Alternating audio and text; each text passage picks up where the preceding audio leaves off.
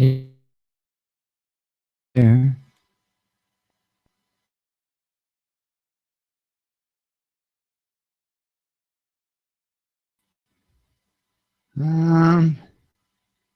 Okay. That's interesting. Hang on, just give me a second. I don't know if you can hear me or not. I don't show anything going out, so I will fix the issue. 1 second.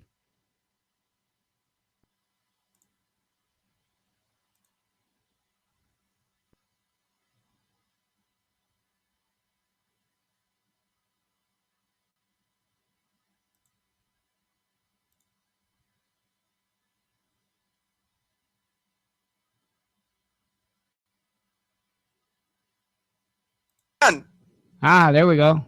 Okay, now you're hearing me? Yeah, that was kind of loud. Okay. Do you want me to turn it down? No, you're fine. You're fine. Oh, okay. You got Peter on too? Not yet. I saw something down at the bottom of my screen. I don't know if that was him trying to call in or... Yeah, I think so. So let me add him in. Okay. In the meantime, hello everybody, and it's good to be back. Had a nice rest for one day. And wanted to fill everybody in. Thank you for all your prayers. My mom is doing great. And she did have a reaction to the anesthesia the night of surgery, but she's okay now. So, you know, anesthesia is very, very hard on the body, extremely hard.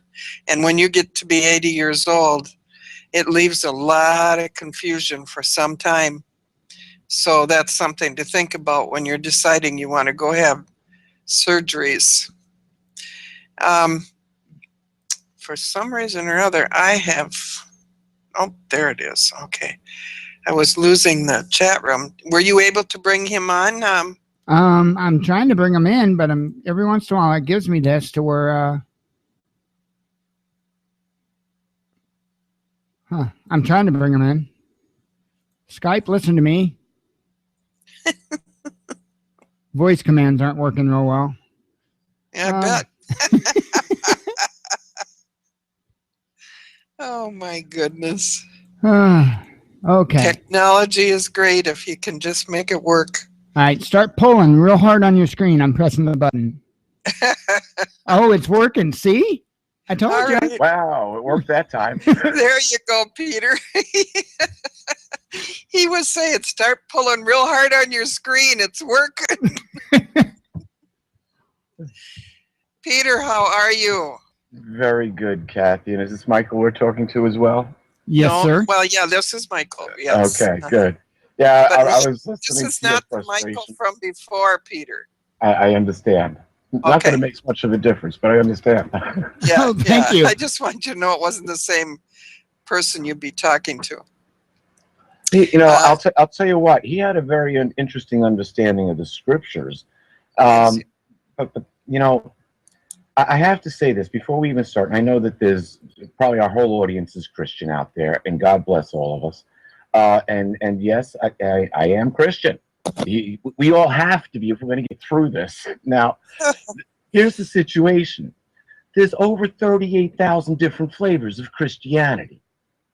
So Right. get over yourselves. This has to do with our personal spirituality, not the dogma that the church would like us to believe. So it's our spiritual connection to both the Christ and to his Father that is why we are here tonight. Do a good and amen for that. Amen. Amen. We're not the flavorful kind that sit in the front row. You know, if I have to turn, it dawned on me one day that if I have to go to a specific place and ask someone who knows less than I do to forgive me of my sins, now wait a minute, why can't I just ask Dad himself? Hey, Dad, I'm sorry I did that. You know, can you forgive me? Find it in your heart. Amen. Gee, how about that? We have a direct connection to God. Imagine that. Why don't we use it? Yeah, you know, I got to share with you my experience in a church. Of course, they're going to pick up that it's Catholic, so I might as well say it. But I I went to confession, and they started years ago this open confession where you'd all be making your confessions, not in the confessional, but sitting in your chair. Oh, yeah, right. On Saturday afternoons. And so I went there, and this pastor, or this priest, whatever you want to call him, he was up there. And he is taking confessions from everybody. He's going one by one, you know, and then he's giving them communion after they've done their penance and blah, blah. So he gets up there and he's talking to all the people way in the front of me when the police come in and they take him away. And I said to myself, you know what, self? There's something wrong with this picture. You're confessing to somebody that's just on his way to jail. Yeah. So for some reason or other, you know, what am I doing here? Well, actually, he didn't get taken to jail. He got taken to a dry out center. But the same thing, you know. Yeah. There is no man that can absolve me of my sin. Only God can do that. Well, you know, and you're right. And let's take a look at this, you know, before we go a whole lot further. Because I'm going to guess that a large part of the audience tonight has no idea who I am or what I do, or why you even have me here. I was going to say, take a breath. We got to get to that first. Yeah, but I want to put this in perspective. I'm going to bring up two quick little things. The reason why we are all sinners is because we are imperfect, and trust me, God knows we're sinners. Now, the word sin, the origin of the word sin, means to miss the mark or miss the bullseye. And as long as we have incomplete, imperfect DNA, we are always going to be sinners. It's like trying to play a 5-string guitar. You know, the guitar might be perfect in every way, except it's missing one of those strings. You know, instead of having 6, it's only got 5. And so, you can only get about 80% of the tune out of the guitar. It doesn't mean the guitar is broke. Yet, that guitar is a sinner.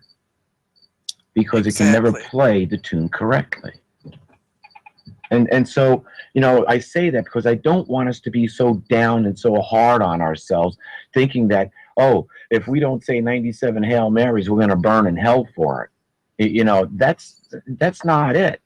Yep. You know, newsflash, no one's going to hell. Okay? Yeah. No one's going to hell. Hey, for sure.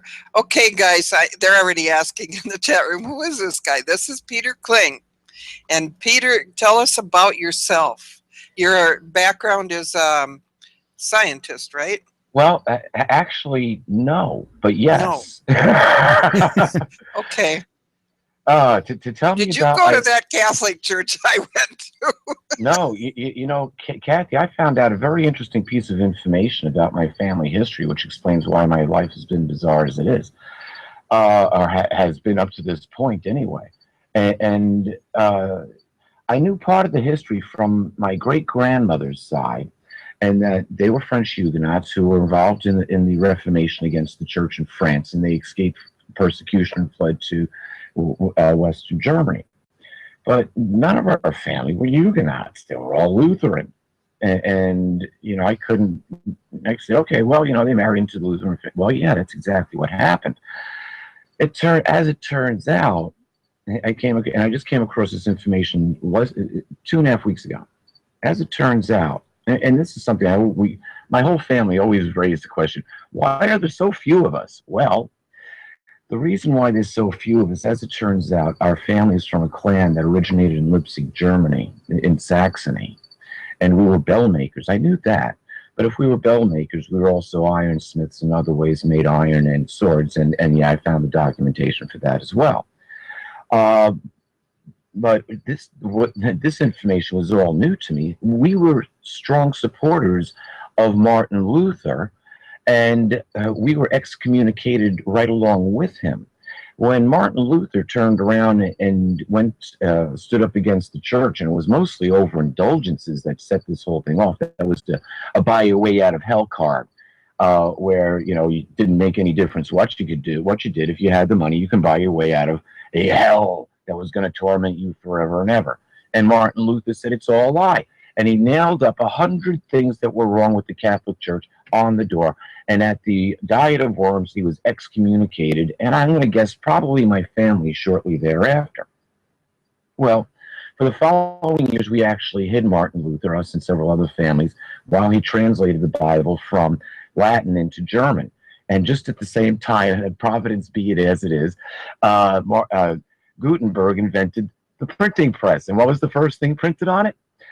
The Gutenberg Bible, translated by Martin Luther. And for our standing up for the truth 500 years ago, the Catholic Church found it necessary to exterminate us. And so for 200 years, they went exterminating my family throughout Germany.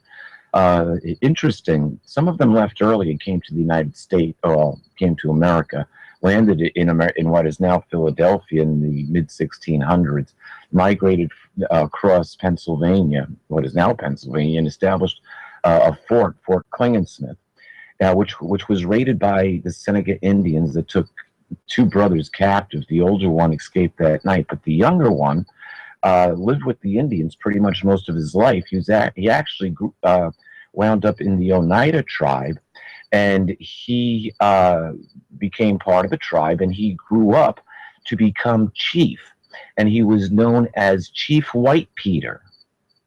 Interesting. His name was John Peter Klingensmith, and he's the first documented white man Indian chief in the Americas. He went, so it, you know, when I get this little piece of family history and look at my own life and say, wait a minute, and now this starts to make sense, because we stood up for what was right for 200 years. The Catholic Church hunted us down.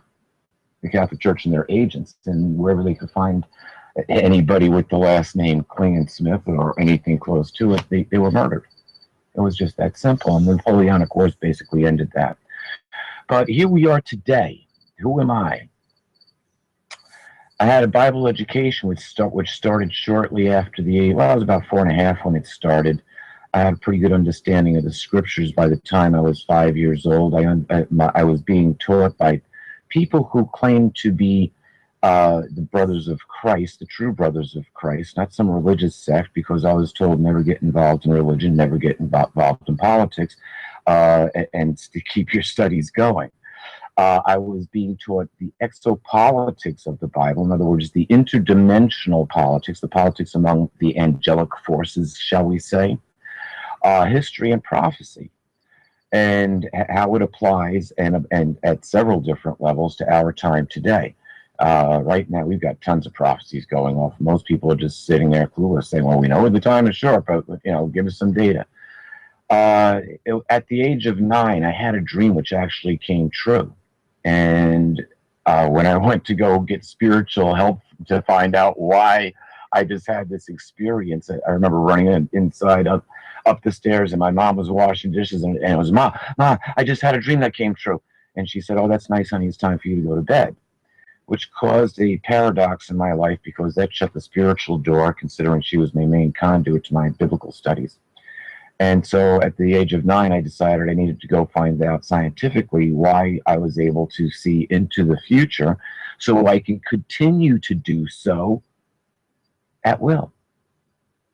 And that caused that paradox made me literally go over the Bible in one hand and a test tube in the other.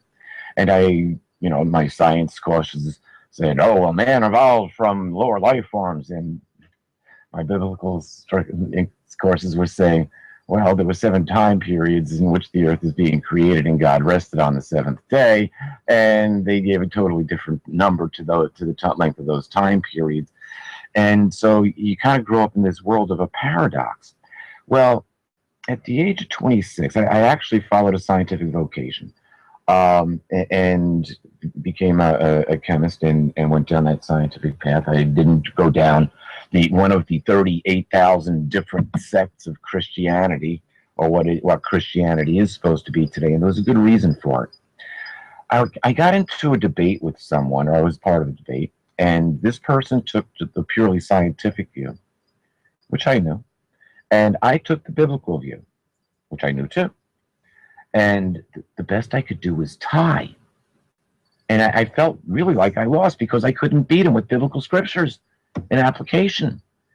And it dawned on me, there's got to be more here. And one day, I was literally in the laboratory waiting for an experiment to get done. And I was reading the book of Job, the 38th chapter. And Yahweh asks Job, have you seen my storehouses of ice and snow, which I have saved for the day of distress and war? And I'm thinking, what does Job know about ice and snow? He lives in the Middle East, or, somewhere far east in Persia, perhaps, around India somewhere. So I'm thinking, what would he know? And where are these storehouses anyway? So, and a very interesting thing happened. When I was 22, I came across a fantastic class where I learned to meditate, and a meditation by scientific method, which is important. And this, the reason why it's important is because our brain literally operates at 4 speeds: beta, alpha, theta, and delta. And this is important. We're going to come back to why this is important. But when we're children, we only operate in alpha, theta, and delta. Interesting. We don't operate in the beta speed of the brain until we go through puberty. We'll come back to that. So here I am reading this book, trying to figure out where these storehouses are. And I learned to meditate through scientific method. So what I did is I meditated. I went from our normal beta to alpha state during the day when we're doing our normal chores. And I sat down and I meditated, and I thought, okay, what would Job have seen? And so I went down into a low state of alpha or theta, and I opened up my eyes as if I was looking out of Job's eyes. Now, I'm doing this in my mind's eye, so to speak, in a state of meditation or prayer, active, not just sitting there going, a mantra is like making a phone. Remember when we had dial tones on phones, and you pick it up and we're, well, anybody who just sits there and goes, is like picking up a phone and just listening to the dial tone. You got to make the call if you want to get anything done. And it's part of how we create our future, and we'll talk about that more too. So I look around in the eyes of Job, and all I see are the mountaintops covered with snow, and I'm thinking, these can't be the storehouses. And so long before Google Earth, I started to raise myself above the planet, like I was leaving planet Earth. And eventually I realized, there they are, they're at the poles. Well, how do you use ice and snow for a day of distress and a day of war? And I thought about the principles of water and making more ice or making less ice. It's chemical capabilities. And I thought, well, gee, if you melted, that would redistribute the mass to other parts of the earth, causing tectonic shifts and earthquakes in one place after another. And that would also raise the ocean levels and causing coastal events. And so I needed more data. It took 10 years to get the additional data of how deep the oceans would get. And it took 10 years because it took that long for them to come out with the term global warming. But when I realized that there was information in the scriptures that had to do with the very changing of the earth itself, it made me think. It made me think, if we are the generation that is going to go through the dynamic change of Armageddon, then there has to be scientific proof. And boy, was I right. So what I did is I combined my scientific knowledge and my biblical education together. And I said, okay, let's go right back to Genesis 1:1. Let's start analyzing this, and let's start looking for comparisons. Instead of saying, oh, well, this is different than that, let's start looking for the things that are the same. You see, the whole problem with the world is that we look for differences. Sometimes we have to look for the things that are the same. Go ahead, Kathy. In your scientific background, what is that? Chemistry and biology. Okay. Chemistry and biology. College chemistry? Okay. And it's only, the classes that I was actually taking back at that time, some of them couldn't be taken in a conventional school, but that's besides the point. Here's the thing. I was so correct about that, is that our science didn't advance enough until It only began to advance enough at 1955, the year that I was conceived. And the reason is that was the year that we found out what DNA was about. And I kind of grew up with this, and right through the sciences that were developed along the way, like quantum theory, quantum physics, like string theory, which is turned into M theory, and then superstring theory, which things like what was fractal theory became fractal technology became fractal science now. They can now examine one tree in the rainforest and a whole section of the rainforest and judge the whole forest's health just on one single tree. Fractal science is like, take a leaf off of a tree, step back about 100 feet away from the tree, look at the shape of the leaf and look at the shape of the tree. They're almost identical. You see, it's the pattern that we see in nature, which repeats itself over and over again. And not only is it the pattern in nature, it's the pattern in the universe, beyond the universe, yet the cosmos. It goes across all 10 dimensions in which we are in now. And you see, to start to comprehend this, now we can start to comprehend what heaven is. The science says that in order for our three-dimensional Earth to be here, everything that we think is really real, well, it's not 3 dimensions. It's dimension 8, 9, and 10 that we are in.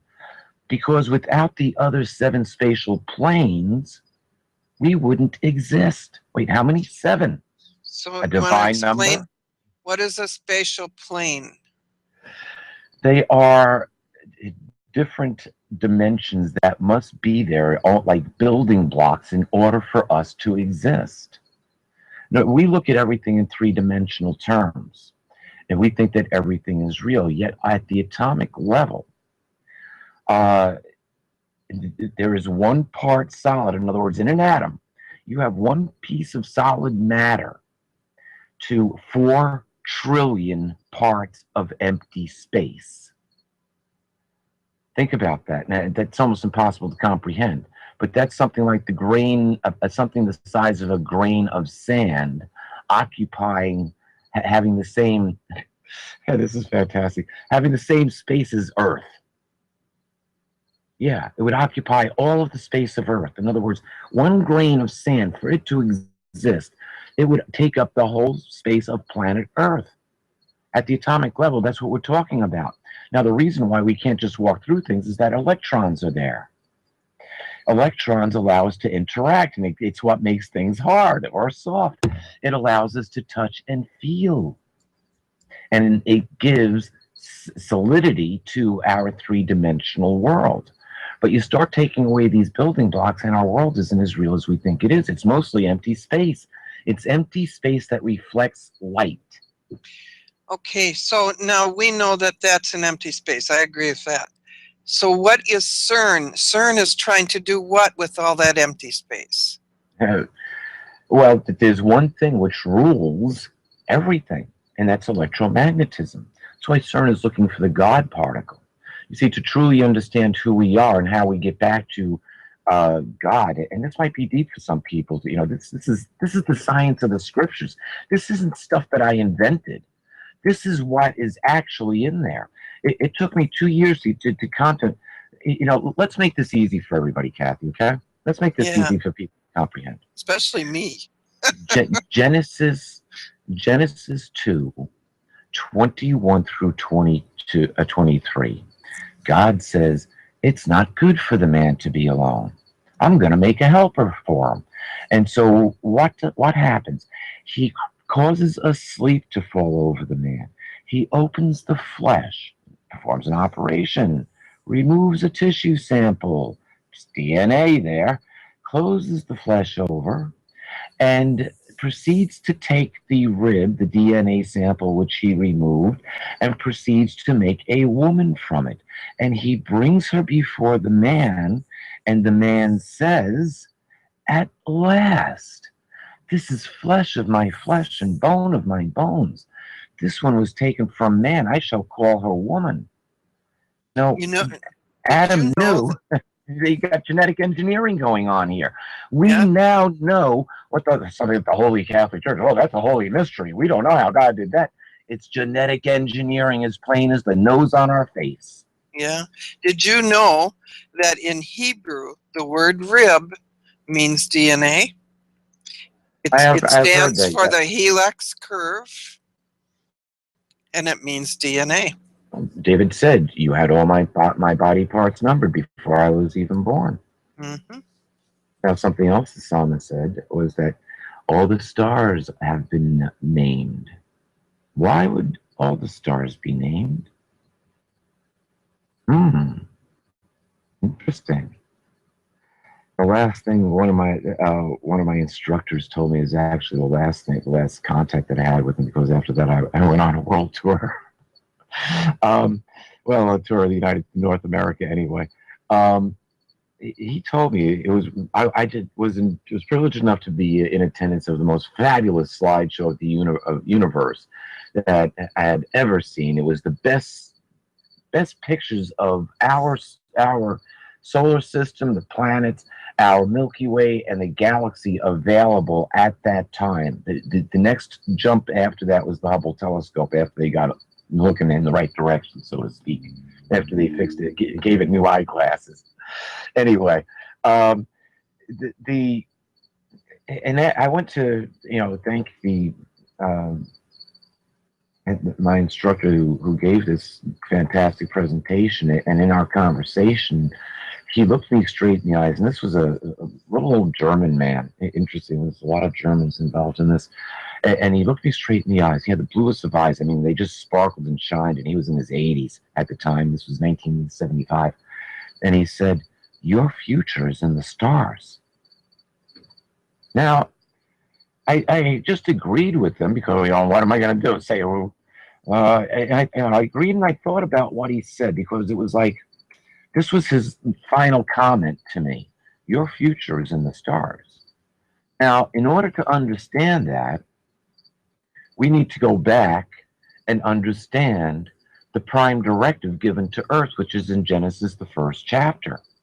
And you see, indeed, when we do look at the science and then start to compare it with the scriptures, well, this whole thing starts with what we would consider extraterrestrials, interdimensionals, aliens, Demons. and demons, archons, what we would call reptilians, little gray men, maybe, whatever they want to inspire us to believe they are. And it ends the same way, but on the other side of the scale. It ends with the armies of heaven and the King of Kings riding with the 144,000, the immortals, who were my mentors. So I've kind of got a different insight into the scriptures than the dogma, which most of us learn. Or I was saved from learning the dogma. I had to learn the dogma separately so I could speak intelligently about it. If I didn't understand the concept of burning in hell, how could I ever say, well, explain this? They refer to hell as the lake which burns with fire and sulfur. And into it, the great dragon, the wild beast, and wait, what else? Death itself is hurled into the lake. So wait a minute, if death is hurled in, is that the end of the lake of fire and sulfur, and hence no more death? Which means there's no way that you can get to hell? Let's examine the word hell and where it comes from. When we look at the Hebrew word, we can either translate it from Sheol or Gehenna. Gehenna was also known as the Valley of Hinnom, into which they threw criminal corpses, covered them with sulfur, and burned them with fire. So to prevent any disease, it was a garbage dump into which the garbage was continuously burned. However, when those words were translated from Aramaic and Hebrew into Greek, the word Hades was used, and the god of Hades, through Greek mythology, came into application, even though the church knew it was wrong. And so when they found out that they could make money, thinking people were going to burn in hell, and sell indulgences so they don't have to worry about it, Martin Luther was a little bit upset and got up and said, you guys are a bunch of liars, fleecing the flock. And he was right. And so my family 500 years ago stood beside him. And so here I am today. I have a couple comments, if you don't mind. No, go ahead. for one, I really enjoy what you're saying. It really fits in what my beliefs are as well.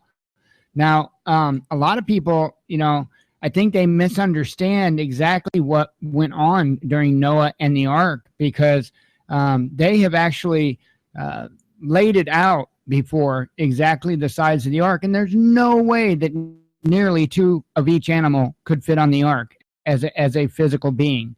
However, it was just about the perfect size to be able to put DNA for 1 of each. Are you familiar with that? And I've heard that, and you know, there's so much. Here's the problem, and when I set out, and I authored a book, and I suggest everybody read it, because it's the best information you can get on the subject. And I didn't write it because I wanted to write. I mean, I did the research for me. I didn't do this research, and it took 30 years to put the research together, and it's quite odd. It was during the Orange Revolution in Kiev, Ukraine in 2004. I was there for 4 weeks, and in week number 3, my translator said, "With everything you know, you really need to write a book." And I said, "I wouldn't even know how to write a book." I said, "I'm a research scientist. I'm not an author. I'm not a writer." And I was simply told, "Just write it like you say it." I said, "Well, gee, I guess I could do that." And that's what I did. So many people have read Letters to Earth, You Can Survive Armageddon, and said, "Peter, I've heard you speak on the radio, and it sounds like you are, when I read the book, it sounds like your voice I'm hearing." So it's funny. It's just an interesting thing there. So, you know, here's the thing. We can't prove anything with dogma. We can fight over dogma and fractionate the truth 38,000 different ways. We need scientific evidence and proof in order to homogenize everybody, instead of everybody saying, "Oh, well, that's wrong. I don't believe that." Well, we got to look for what is the commonality. And so the only thing that we can really use as a basis for this is science. And now I don't agree with everything that science says, but when we use the scriptures and we analyze the information available, we can get a much clearer picture on where we are today. Now, the whole thing is, it's important to understand, number one, where we came from. So you can just a second while on this, where we came from. Because if we don't understand where we came from, how will we ever understand why we are where we are today and where we are going? Your future is in the stars. Oh, I agree. I agree. I think there's powers that are hiding as much of that scientific information that links us to the biblical information, because I think they actually go pretty close side by side, to be honest. Well, yeah, you know, here's the thing. When we look at Genesis 1, we start taking it apart, and now we have to be careful, because academia takes a certain stand, and that's based on a bunch of, academia has become as bad as the Holy Roman Church back in the 15th century. You know, when we figured out that, oh, we're not the center of the galaxy, and oh, the Earth isn't flat, and guess what? It is round. I don't understand why people have a problem with that, but regardless, you know, when science started to change the dogma of the church, or challenge the dogma of the church rejected it, and it caused some great men to have to recount or they would be excommunicated and executed.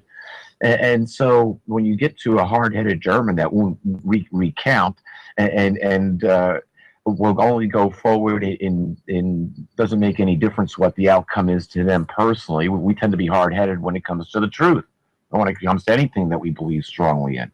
And in this case, here again, the truth. And so when we look for the truth in science and look for the truth in the scriptures, science supports the scriptures, and the scriptures support science. And guess what? Neither one support dogma.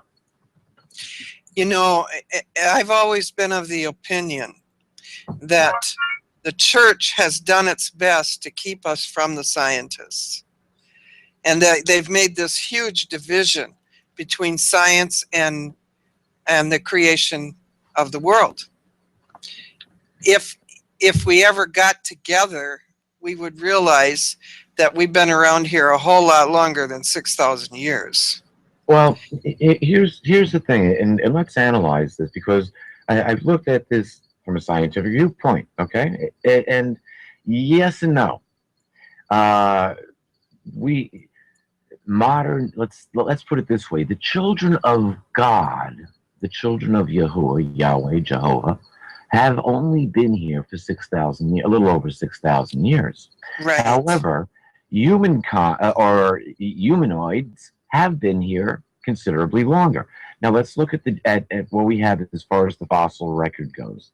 And I'm not going to point to evolution, because evolution's insane.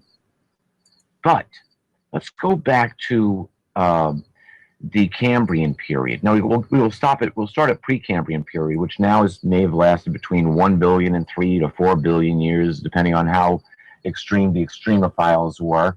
But the standard was 1 billion years, and during that billion years, pretty much it was cyanobacteria and then very simple life forms, which brought the oxygen levels of Earth up to about between 21 and 23%, and then life just automatically happened.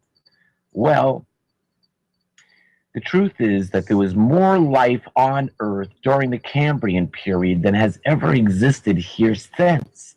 And it was all underwater. Yes, Earth was an ocean world.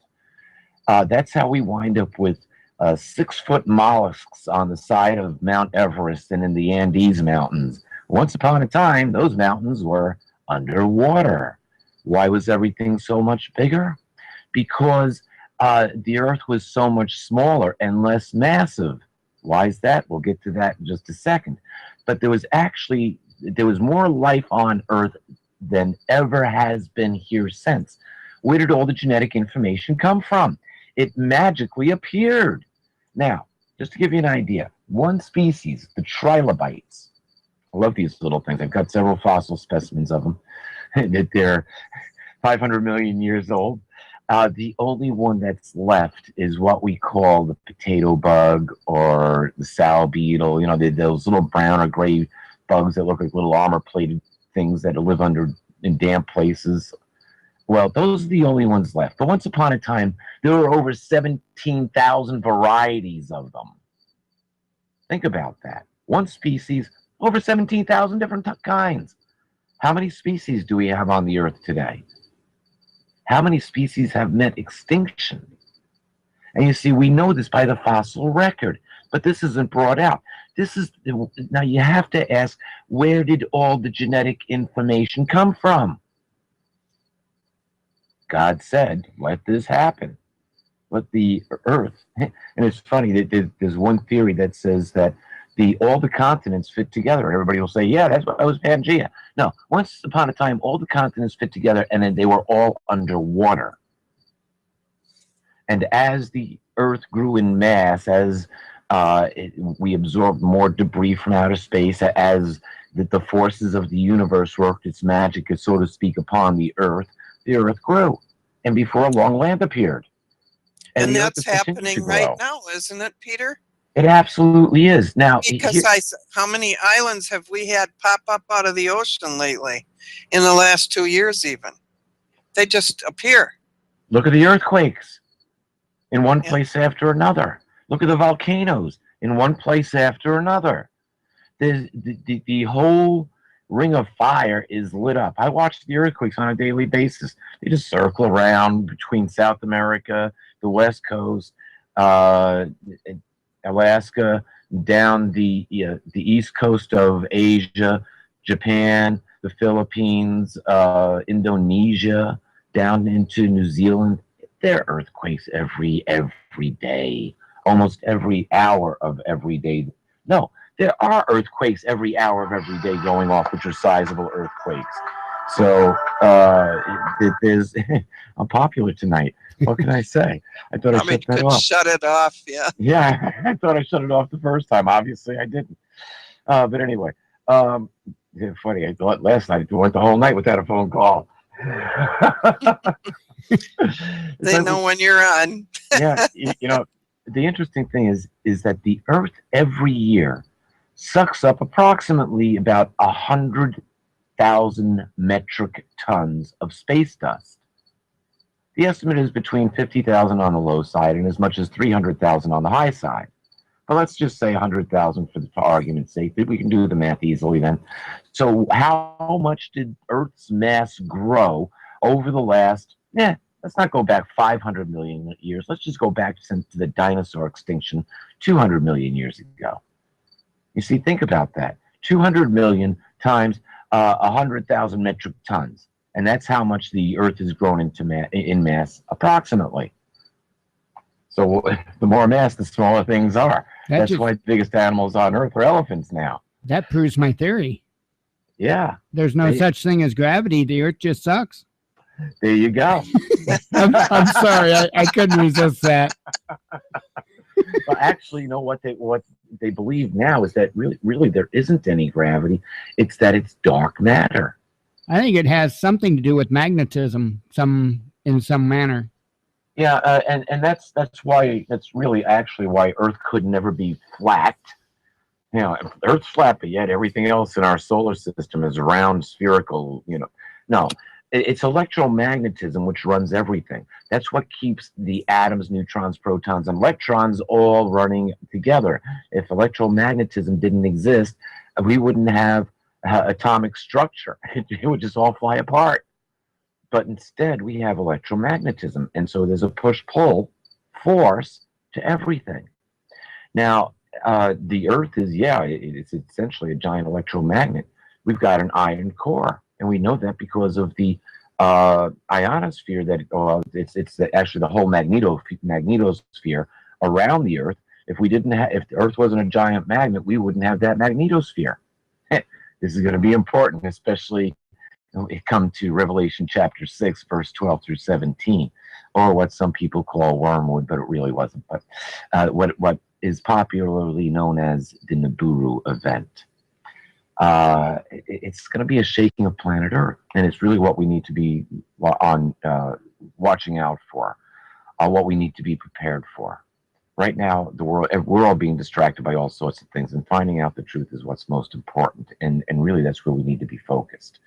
Here's a little piece of truth.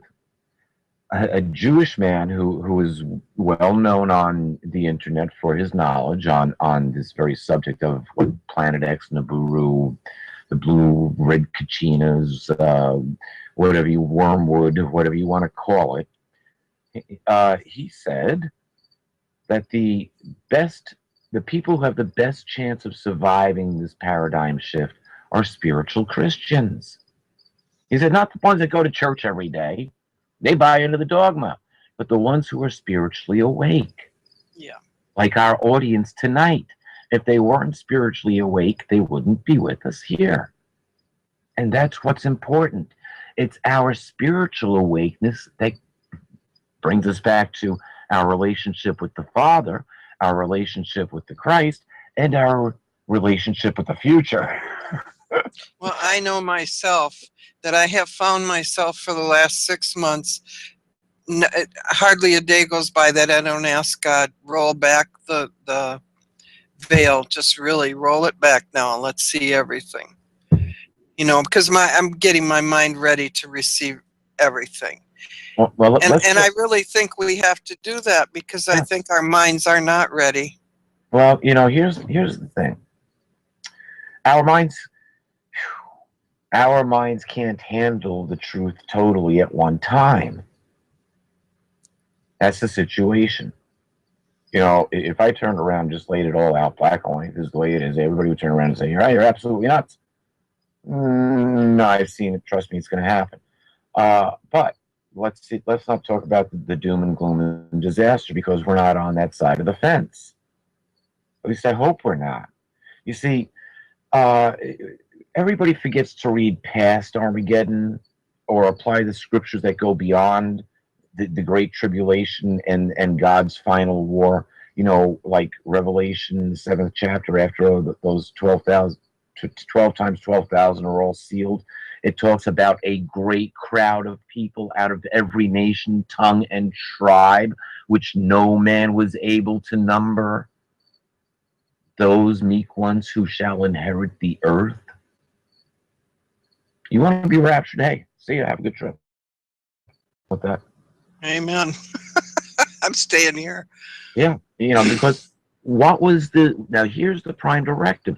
What we take for granted is the dogma of the church, which is based in fallacy.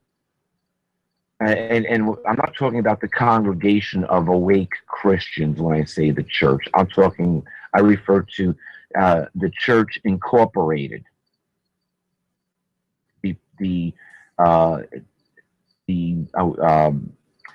A political entity, the business entity of God, if you want to call it that, because every religion is in a official corporation. They are corporate entities. All corporate entities are owned by the mother of all corporations, and that is the Vatican. That's just the way it is. So you think you're going to get the truth in a Vatican-approved corporation? I wish you well.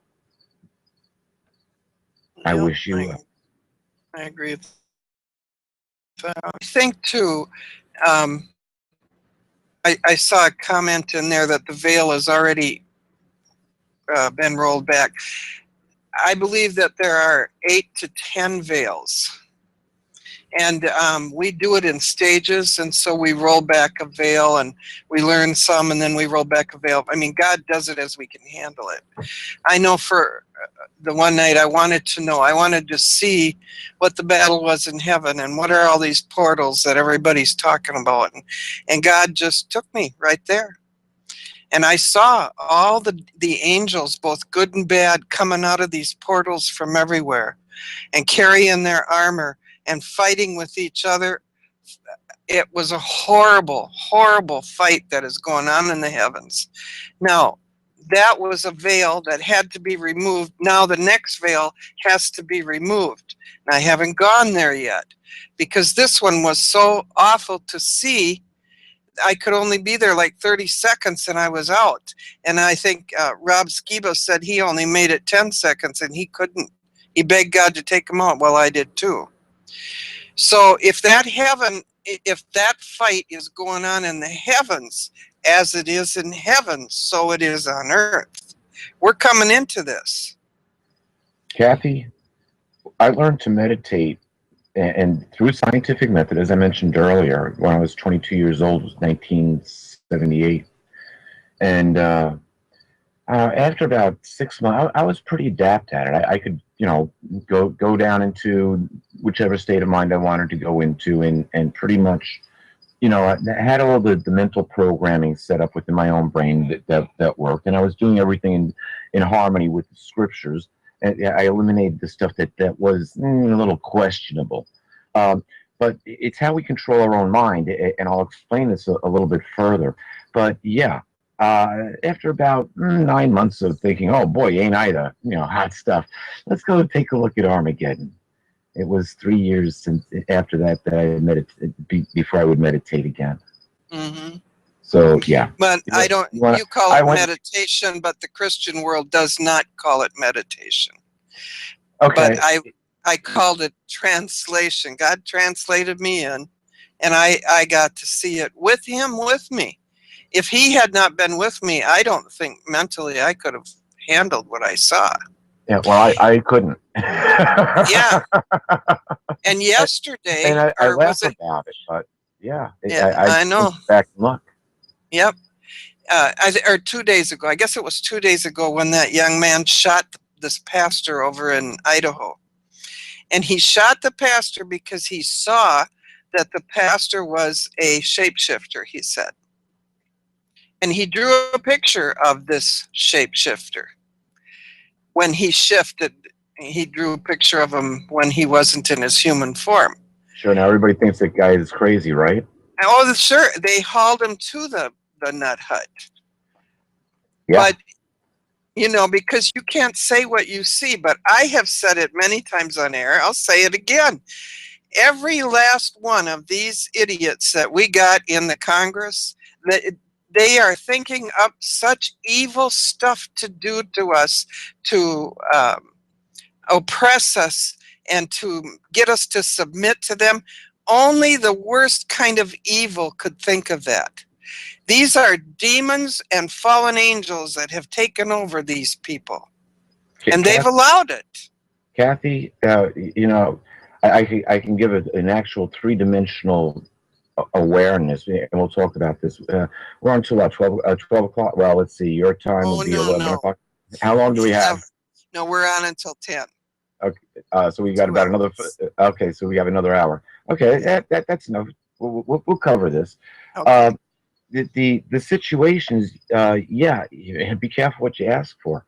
Now, just to kind of like go in sync on what you were saying, when I was writing Letters to Earth, I got about a little bit more than a third of the way through it, and it dawned on me, boy, if they didn't want to kill me before, they're certainly going to want to kill me if I get this, you know, published. And folks, that might sound like a little melodramatic, but this is almost another show in itself. I've had 16 attempts on my life, and they are not all, they haven't been by human form, shall we say. Some of them have, some of them haven't. The most interesting one was information that I had found which connected the tetrad blood moons, the four lunar eclipses that we just had, all on Hebrew holidays. I connected that back to something I had seen in October of 2010. And I was getting, the night that I was going to release the information, I was on my way home from, bring my son home from college. And I had just set my cruise control for 63 miles an hour. I know exactly how fast I was going. And a huge buck jumped right out of the wood line and tried to jump over my car. While the deer made its leap into the air, a blue orb appeared out of nowhere, got between my windshield and the car, absorbed the impact. My son glanced up, saw what was happening. He shut his eyes. He got his face sprayed with glass. I couldn't take my eyes off the road or what was happening, what I was literally seeing going on before my eyes. I got hit with two little tiny pieces. I was expecting this deer to come right through the windshield and kill both of us. I knew what was happening, what was going to happen, but I never expected the blue orb to show up. I got the car. I took the impact, 60-mile-an-hour impact right in the windshield. Right in the windshield. There, I got pictures on Facebook. You can see him. There's a round depression, which was the size of this blue orb in the windshield. The deer hit the windshield and bounced off. My son ran back to look at to check on the deer. He said it got up and pranced off like it was proud. We were never supposed to get back home alive, so I could release the information about the tetrad blood moons 4 years before they happened. Interesting. What was it? I'd never seen a deer crossing that road, on that road ever. And I'd been down that road literally over 100 times. I can't quite say hundreds of times, but possibly. I've lived in the area for 20 years. So, and it's a great road, nice road to drive. But where did the blue orb come from? Why did it save our lives? I could only say that I got to see the hand of God, the hand of Yahweh at work, saving my life and the life of my son. Amen. Yeah. During one incident, I was literally in a coma. I was in Westchester Community Hospital, Westchester County, New York. Very great hospital. I've been there a couple of times. But anyway, while I was there, I was in a coma, and when you're in a coma, your brain is in delta, which it means it's cycling between zero would you'd be dead, but 0 to 4 cycles per second. And there was an entity that came to me. I can't tell you who it was, what it was. I'm going to just assume it was my guardian angel. Came to me, and all it did was say, "Come with me." And the next thing I knew, I was looking down at the birth of my youngest child in real time. I was taken back to my body, and I remember laying there feeling happy and content. And I can't tell you how long it was, but some hours later, I finally came to. My mother was standing over me, and the first words out of my mouth were, "Ma, make a phone call. The baby was born." That woman had the most confused look on her face, but it changed. She said, "Okay," in a reassuring manner, and I passed out again. When I came to, she was standing there. She said, "Congratulations, you have a son."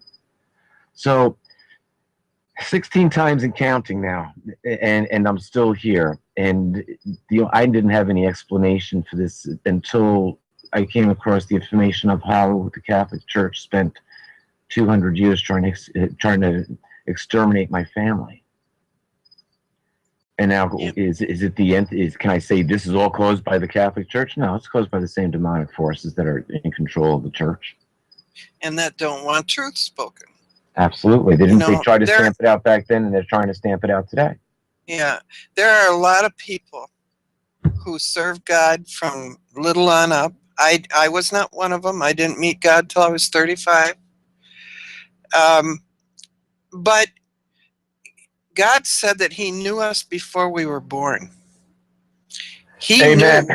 knew, he knows us exactly way before we're born, exactly how we're going to react and who we are and where we come from and what he can trust us to do. We don't know it, but he knows it. We struggle along for however long it takes. But I recall testing God one day, and I was working in an armory making bullets, and I had this big heavy helmet on my head with big heavy earphones because that place just made tons of noise. Everybody in that place was using God's name in vain around me. It was just driving me crazy. So I prayed. And I said, God, you say that I have the same power that Jesus Christ has. Greater things I will do on this earth. And I said, these guys are shaming you with their mouths. They are shaming you with their attitudes. I am asking you, Father God, put the lights out, take the electricity out in this place, send us all home. Because I can't stand it anymore. It's hurting my heart to hear them use your name in vain. And just like that, the lights all went out, the electricity went out, waited about 20 minutes, they sent us all home.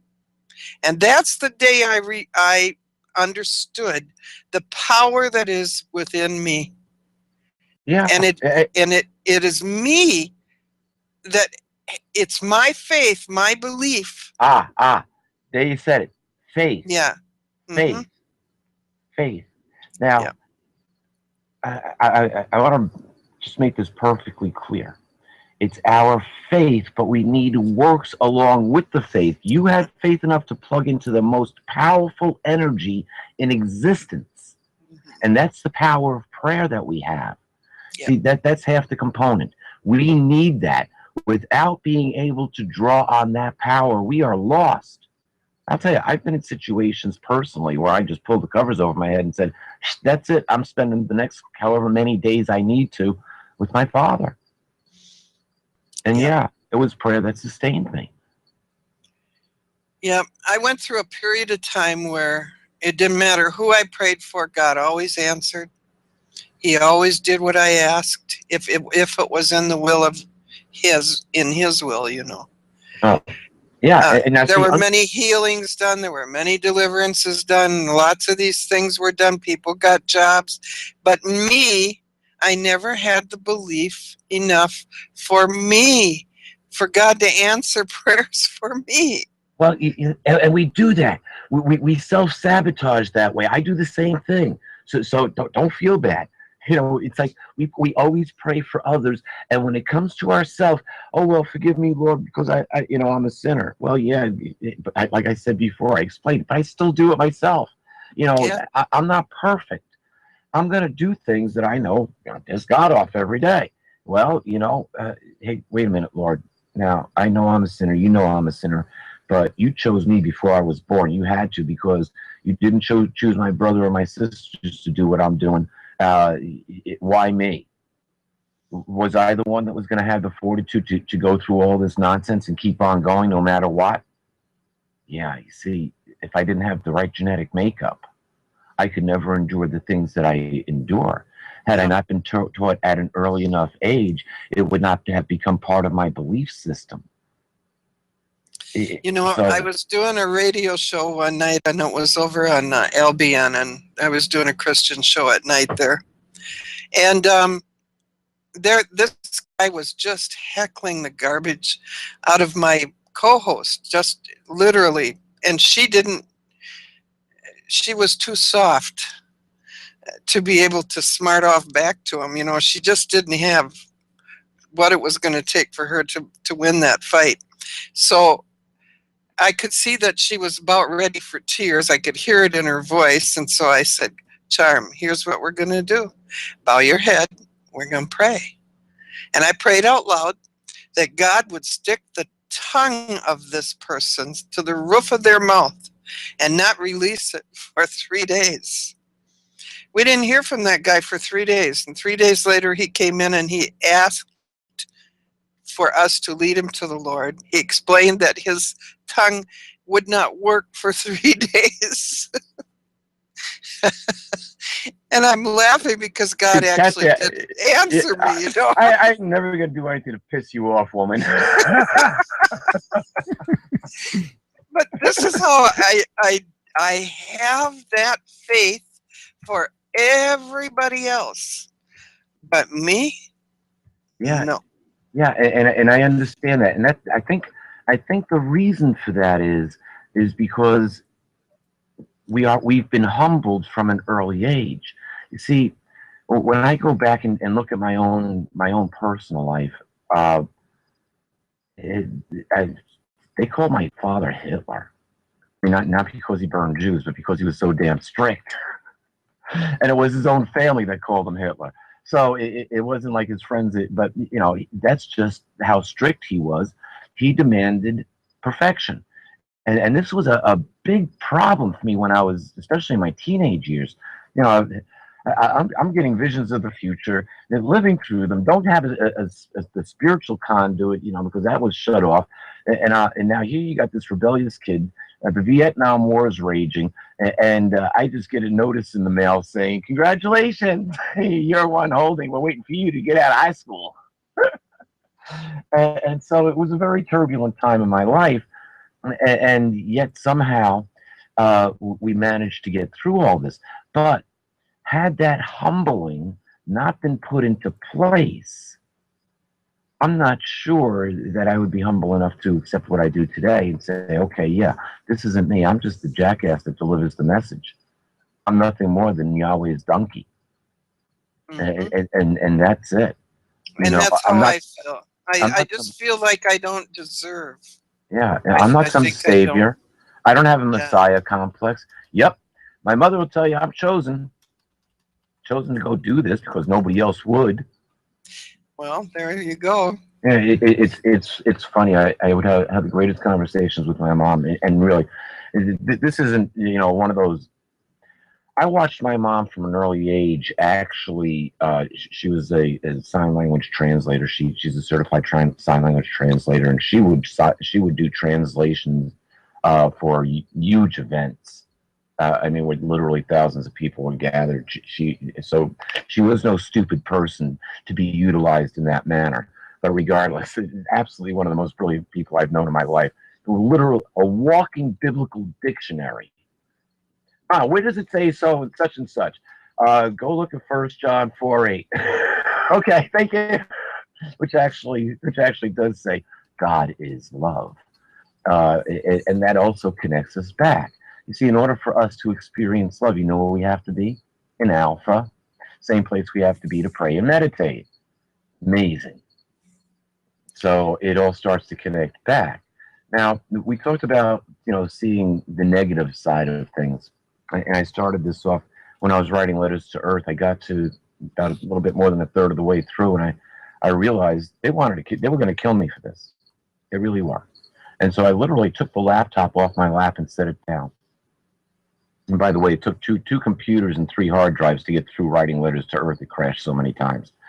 I had to save it. Every time I made an entry, I had to save it on a hard disk before I could finally get through the whole book.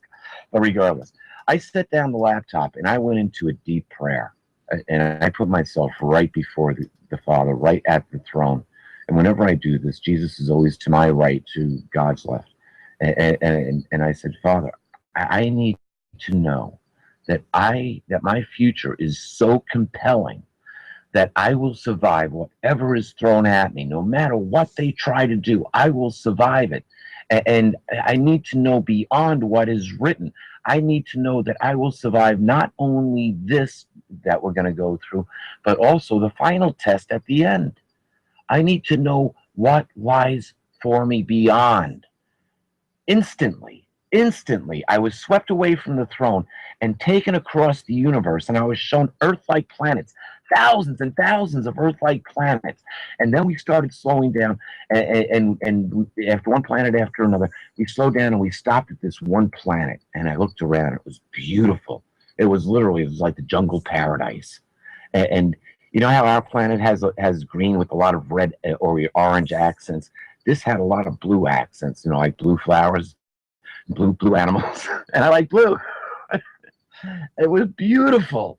I mean, there was red there too, and all other colors, but you know, there were more blue accents than what we have here, and it was just absolutely beautiful. And then I was told by the entity that took me, and it wasn't the father. It may have been the same one that took me to go see the birth of my child. He said, "This is your planet. Every person on this planet will be one of your children." And then it was explained to me that the whole universe has already been divided up. It's already been sectioned off in quadrants, 144,000 quadrants. And each one of these little flock, the bride of Christ, will replace the watchers from the book of Enoch. The watchers were the ones who were supposed to watch over the growth of humans on planet Earth. And 200 of them left their posts and came down to have sex with the men, all whom they chose, and created the Nephilim.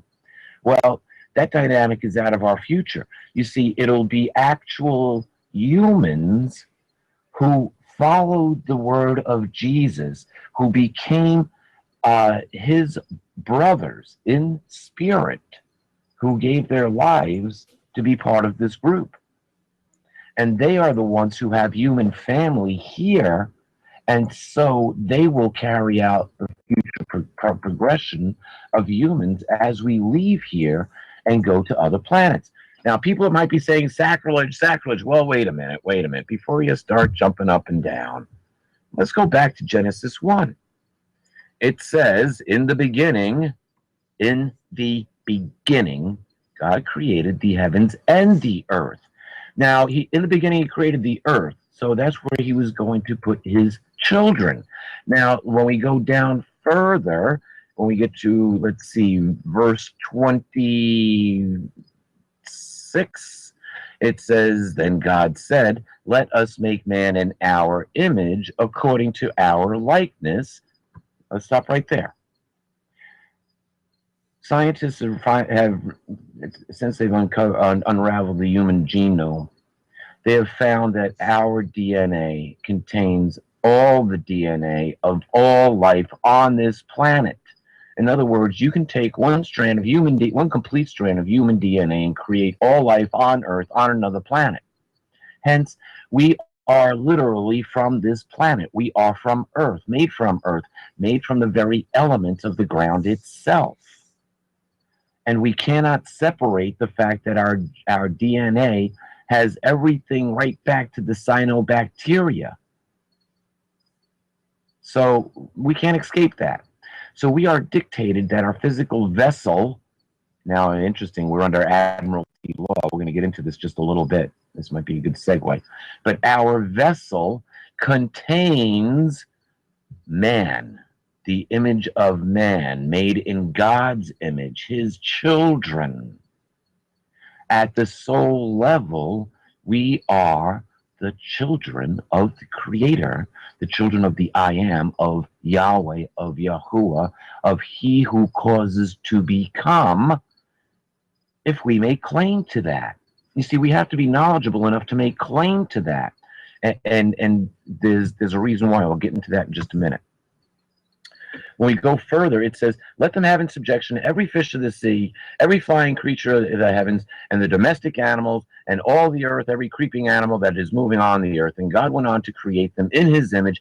In God's image, he created them, male and female. He created them. Further, God blessed them, and God said to them, here is the prime directive for the first human couple, the first human children of God, the first spiritual angels in three-dimensional physical vessels. He said to them, Be fruitful, become many, fill the earth and subdue it, and have in subjection the flying creatures of the sea, the fish of the earth, all the different animals. And he went on to say, and I have given to you every seed-bearing plant that is on the entire earth, every tree with seed-bearing fruit, let it serve as food for you. And every animal is in your subjection. You see, so here we have the prime directive. Fill the earth. That was the prime directive. Have in subjection the animals, the fish, the birds of the heavens. That was the prime directive. How long did that prime directive last? Until Genesis chapter 3. Then the prime directive changed. Now, there's an interesting thing. We go to Genesis chapter 2. What I didn't read was I got to the bone of my bones parts before. And I wasn't reading, I was actually drawing it from memory. It goes on to say that they were naked. Both the man and the woman were naked. Hey, not a problem. When we are making love in the state of alpha, humans prefer to be naked. At least I always have, from the best of my memory. Been a long time since I've been in that position, but anyway, but that's just one of the things that we do. We feel comfortable with each other. We love each other, and we love each other in a way that nobody else can at that level. You see, now when we go on, they eat the fruit. Now, we're told that the fruit would kill them. Adam was told, you eat this fruit and you're going to die. The very day of you eating from it, you will die. Well, he didn't tell that to Eve. Adam told that to Eve. And then the serpent comes along. Serpent, not a snake, serpent. Dragon's also a serpent. And it says, oh, you're not going to die because God knows that once the very day that you eat that fruit, you'll know good and bad, just like God. See, what Eve didn't know is that she was already just like God. She was one of God's daughters. She was God's only daughter at the time, basically. When does a fish know it's wet? The first time it's out of water. Whoa, I'm wet. Let me get back in. Nope, too late. The garden's closed. You're caught. You're on the hook. You're taken out of the garden. You're no longer perfect. Whatever was in that fruit may have actually had a virus which destroyed our DNA. It's very possible it could have been a telomere virus which cut our DNA in half and spliced countdown devices on both ends. And once those telomeres are gone, our DNA unravels. But what if there were no telomeres to begin with? What if our DNA was connected at the end? It would never unravel, would it? No. So there's a lot of things. Something biological went on with that tree. We know that. It's not just an allegory. How do we know that? Because there was also a state change that went with it. You see, after they ate the fruit, they realized they were naked. They weren't in alpha anymore. Then they heard the voice of God, and they became afraid. A clear beta response. The beta operating speed of the mind is where the fight and flight response is. They became afraid and took flight and hid themselves. So clearly, whatever this was is whatever they had happened after they ate the fruit, one thing's for sure. They got the operating system of the brain.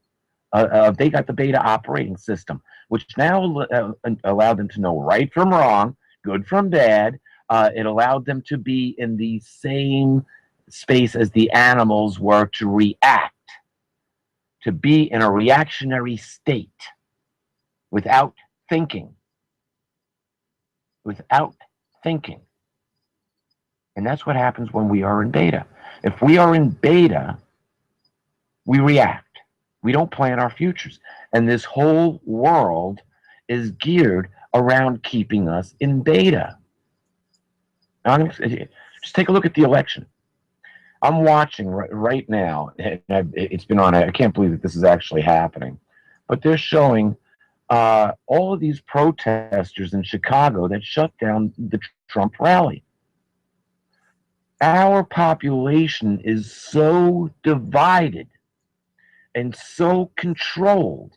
And here they're showing all these masses of people in the Chicago politics, no doubt. Let's see, who's from Chicago? Oh, yeah, the president. Obama's from that area, isn't he? Oh, whatever. He would know. He knows what it's all about. And no doubt, Chicago politics shut down Trump. But it goes beyond that. You see, Trump's running in the Republican Party, and the Republican Party wants to shut down Trump. What's up with this? How divided of a people has this nation become? And it's all to put people into that beta state of mind. I don't like that. Let's react. We're going to protest. You know what happens when you join a protest? Mob mentality takes over. Your brain goes into beta. And I don't care how genius you are, you're away from the mobs. So we can actually go back to this point and say, look, here's where we were damaged. Here's where that fight came from. That's why Cain was able to kill Abel. They were no longer living in a state of love. If we eliminated the beta operating speed from the mind right now, all war around the earth, all protests would stop. We would look for ways to unite, because in the alpha operating system, we look to create our future. Let me explain. You want to go on vacation.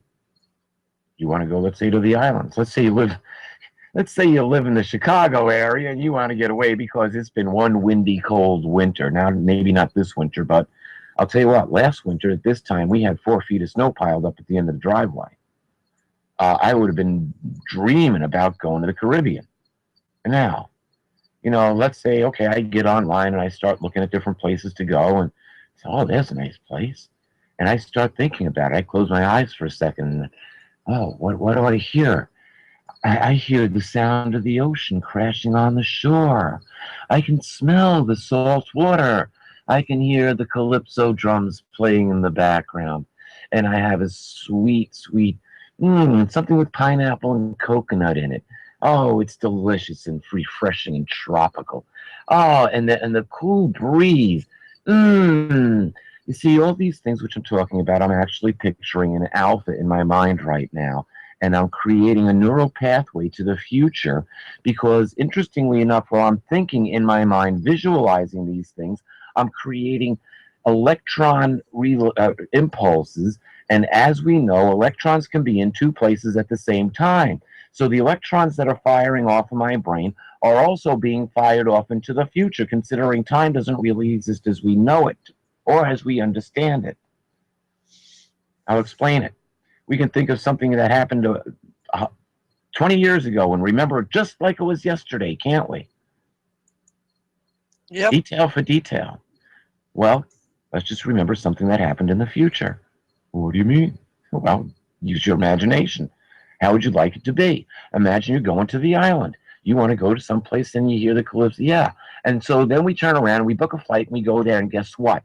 We turned the fantasy that we had into a reality. We're now laying on a beach in a hammock, feeling the cool ocean breezes, listening to them play the tropical drums back there, and we're enjoying a cool tropical drink, just like we had envisioned 6 months ago. Isn't that great? We do the same thing when we want a cheese sandwich. I'm hungry. What do you got? You got some bread, you got some cheese, and you got a frying pan. Okay, well, how about a grilled cheese sandwich? Okay, so you get up and you think about it. You get up and you make yourself a grilled cheese sandwich. You envisioned the future, and then you took action. You put your faith that you could do it to work, and you took action and created it. And you see, we can do that by connecting into the power that the Father has given us. Now, here's the great thing. How are we going to get off planet Earth and get to these other planets? Who cares? We'll be given the power when the time comes. You see, we first have to get our DNA repaired because you can't make the jump without perfect DNA. The second thing is we have to be in a conduit relationship back and forth constantly. We have to have God's Holy Spirit upon us, the same as Jesus had upon him. When's that going to happen? Get to Revelation, the 21st chapter, and start reading verse 1. When you get to verse 4, it says, and death and mourning and outcry will be no more, and pain will be no more. They will all be things of the past. Why? Because the tent of God has come down to be with mankind. We don't have to go up. It's coming here. That's right. Just that simple. You want to leave? Go ahead. And so, yeah, we're going to go over this hump. We're seeing a lot of turmoil right now, and we can get past it. Now, go ahead, Kathy. I believe that what we are going into right now, and are in, even with the things going on right now, is we are being tested. Our faith is being tested. Our beliefs are being tested. Our loyalty to God is being tested. Everything is being tested. We have to pass this test. If we pass the test, God is going to move us into safety, wherever that might be. Or he could just cover us up and no one would see us and we will be safe right where we're at. It's however he chooses. Yeah. And now, here's the thing. We need to make this real to us. See, to me, it's real every day. I've had a lot of experience in not dying. I've been busted up pretty badly over the years, too, but that's besides the point. I'm still here to talk. It's all part of the faith that keeps us going. And without that, you see, if we're working on it every day, then we don't have to worry about it. But it's important for us to continue to search for the truth. Because it shows like this that we'll find it. Other people, look, I don't have all the pieces to the puzzle. I learn more pieces every day. But all the pieces that we need are in Letters to Earth. It explains how we got here, why we are here, and where our future is, and how we can connect to it. It explains who's ruling this show and how they're doing it. Here's the thing, and this is a relatively new piece of information, although it's not new. It's new to a lot of. It'll be new to a lot of people, but it's how we got into the situation where we are financially today. See, after World War II, and maybe some of our listeners have heard about the dragon families from the Orient, and how they're rising up and they intend on sharing their gold with the rest of the world and going to make the world a better place to live, whatever. Okay. Well, yeah, there is some truth to that because there is a gold deposit in Indonesia. Amazing. It's where all the earthquakes are taking place. The majority of the big earthquakes are in Indonesia. And they financed, or they actually gave the United States, England, and France the money to repair all the damage caused by World War II. All the damage in Europe, all the damage in China, all the damage in Japan, all the damage throughout Indonesia, all the Indonesian islands, every place that had damage, they were supposed to go fix. The money was given. What they did, now, who controls the banking system of England, France, and America? Yeah, the Rothschild family and their cronies, but not just the Rothschilds. It goes back a little bit. It goes a little bit more intense than that.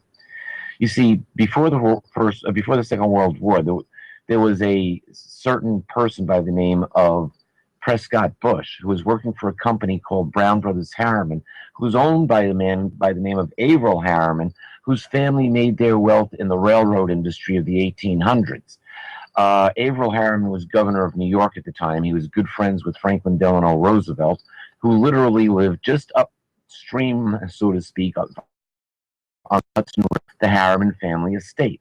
Franklin Delano Roosevelt, his home is in Hyde Park, New York, which is about 20, 30 miles north of the Harriman estate, which is located just north of Harriman State Park or at Bear Mountain or Harriman, New York.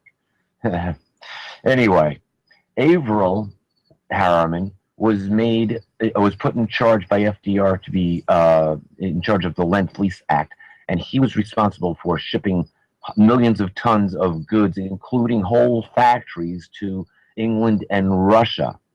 You want to know how Russia got to the atomic bomb so quick? I'm sure Averell Harriman could tell us. No doubt, the blueprints, if not important components, were shipped right from the United States.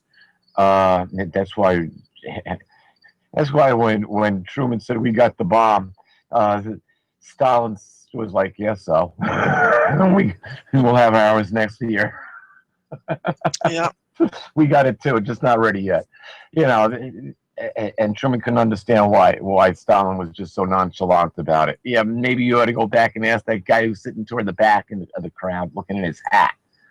Anyway, that was Prescott Bush. Prescott Bush.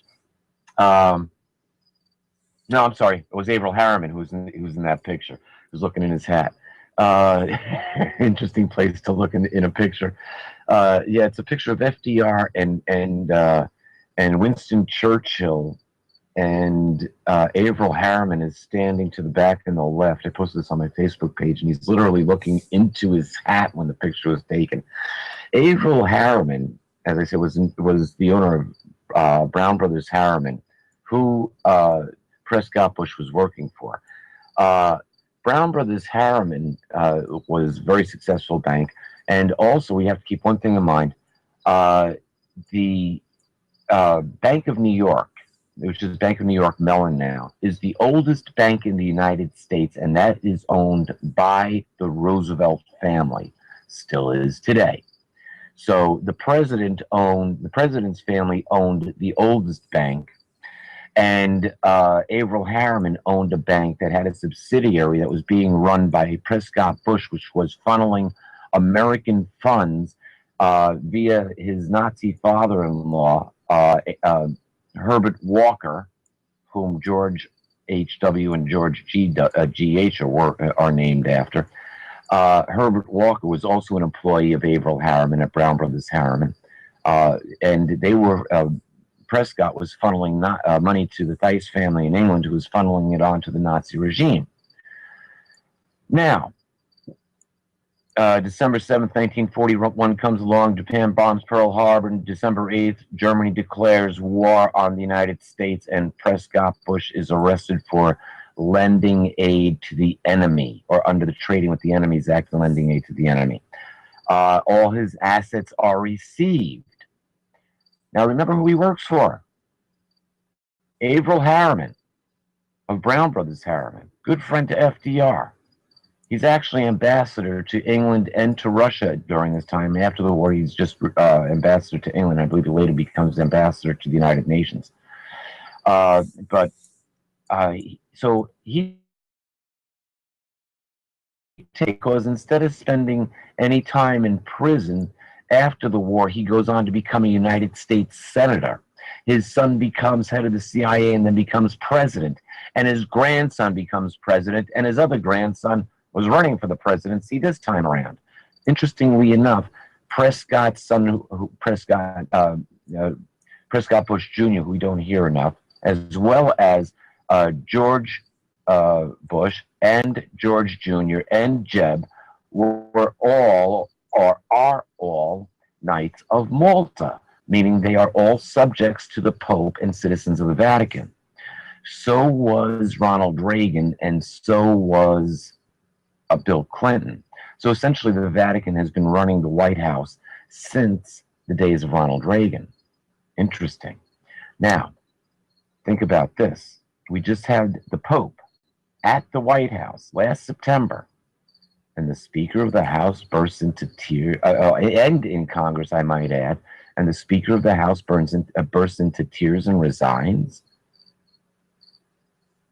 What did he know that we don't know?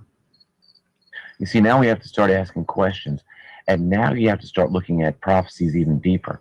And this was something that just goes back to involve the blue orb. There were two dates that I said we needed to be careful of. The second date, I didn't have any, or actually the first date I gave, which I haven't talked about, I couldn't find any information on. It was 3/3/13, March 3rd, 2013. The other date was 4/14/14, and that's when the blood moon started. But I had no answer for the 3/13 date. Well, something did indeed happen 3/13/13. It was the day that the world got its first Jesuit pope, which goes totally contrary to Vatican law. And what does this Jesuit pope do? He attacks the financial system. In May, he comes straight out and he attacks the financial system. And then he writes an apostolic letter to all of the church, and he says that everyone will abide by apostolic law and by the law of the Vatican. And then he goes and he cleans out the Vatican bank. Of course, he doesn't stop any of the child trafficking. He only says anybody that's caught is going to be severely punished. Interesting. Came short of stopping the child trafficking. Regardless. And then again in September, he attacks the financial system. And October 2nd, he releases a 41-page treatise, which actually becomes the post-2015 development agenda. I read the whole 41-page treatise that when the Pope released it, and I was like, wow, this is a suit to the Christ for peace. Trouble is, it came about 100 years too late. And yeah, interesting thing now. Pay attention to this one. December 5th, we get the 10 Days of Mandela, the Knight of Malta who dies twice. Nelson Mandela actually died June 26, 2013. But now all of a sudden, he dies again. He dies at the end of Hanukkah. Interesting, Hanukkah started early that year. It started with the destruction of Comet Ison, the greatest comet in a civilization's lifetime that nobody ever saw. I was watching it come around the backside of the sun, and I was like, "You are kidding me! What's wrong with Comet Ison? It's broken apart." Before as soon as I saw it come out, I knew the trajectory was wrong. Like, there was a telltale sign. The coma, in other words, the tail of the comet, was blowing the wrong direction.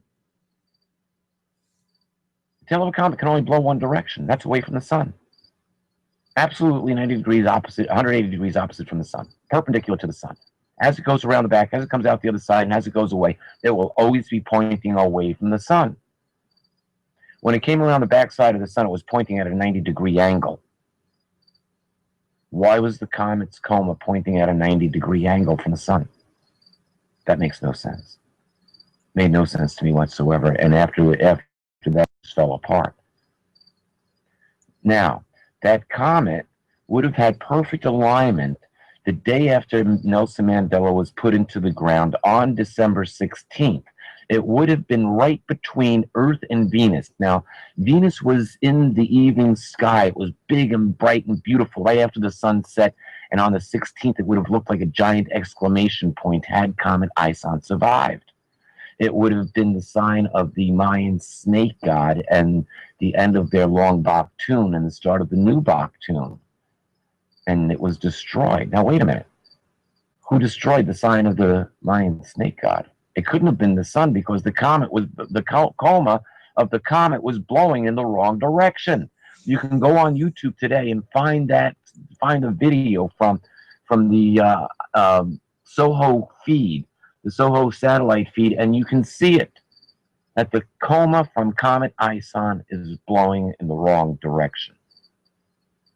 Now, right after Nelson Mandela was put in the ground, something happened in Ukraine which caught me quite by surprise. I lived in Ukraine for off and on for about 7 or 8 months. I was doing business there. I love the Ukrainian people. Kiev is an absolute, I just love the city of Kiev. It's the only city that I will willingly go back to time and time again. The people are party people. They love to have a good time. They enjoy life. And all of a sudden, I'm seeing on the news stones being hurled, blood being let, dead bodies in the street. I see my apartment, I literally see my apartment building on fire, being burned out. When I was there for the Orange Revolution, and it was quite remarkable how I wound up in Kiev, Ukraine during the revolution.